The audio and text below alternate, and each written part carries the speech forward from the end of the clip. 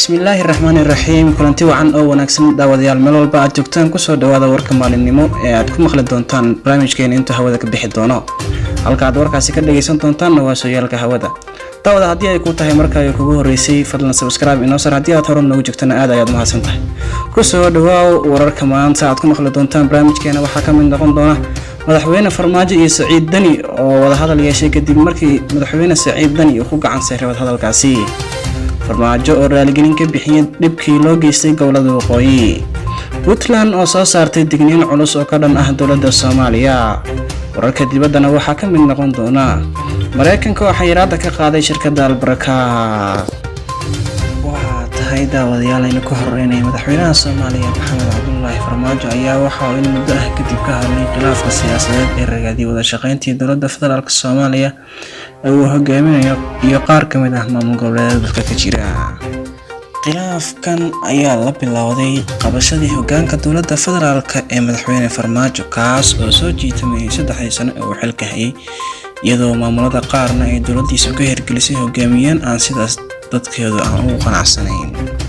Madaxweyne Farmaajo oo wareysi siiyay TV Universal isagoo jooga dalka Ethiopia ayaa sheegay in dowladda shisheeye ay doonayaan inay kala dab qaadaan iyaga iyo maamul goboleedyada dalka ka jira.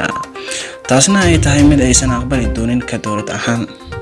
Sidoo kale madaxweyne Farmaajo ayaa si gaar ah uga hadlay arrimaha dowlad goboleedyada Jubbaland iyo Puntland oo khilaafka uga badan kala dhaxeeyo dowladda uu hogaamiyo isagoo tilmaamay in xukuumaddiisu ay sameysay isku dayo badan oo ay ku doonayso in lagu afjaro khilaafka ragaadiyay dowladnimada balse ay ka suurtoobi weysay madaxweynayaasha Puntland iyo Puntland sida uu hadalku dhigay. Wareysigan uu madaxweyne Farmaajo uga hadlay dhinacyo badan oo siyaasadda Soomaaliya ah wuxuuna mar kale ku celiyay in muddo kooban ay kusoo afjari doonaan la dagaalanka ururka Al-Shabaab. Dhanka kalena madaxweyne Farmaajo ayaa raaligelin ka bixiyay dhibkii loo geystay gobolada waqooyi.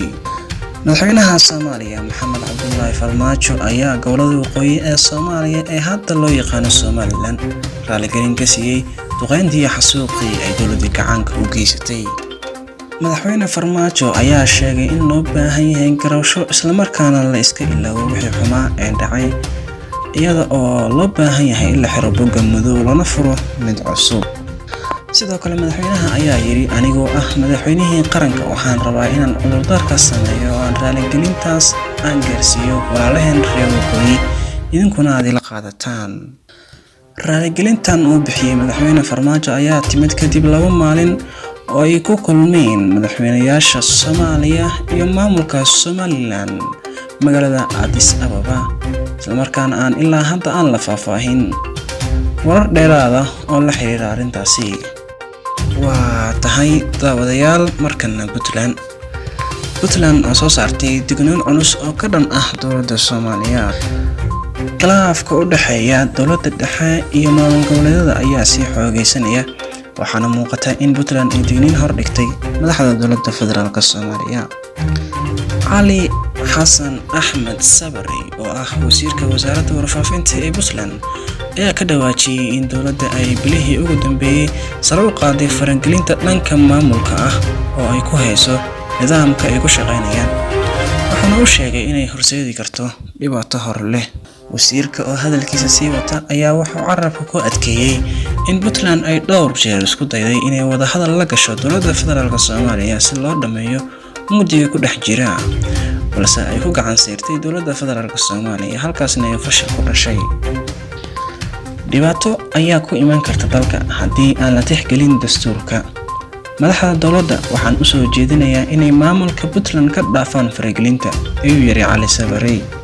hadalkan ayaa imaanaya xilli wareysi gaar ah oo ay TV-ga Universal ka qaadeen madaxweyne Farmaajo ku sheegay inuu dheer jeer isku dayay inuu la fariisto Dani balse madaxweynaha dhawaan la doortay uu ka cagajiiday arrintani.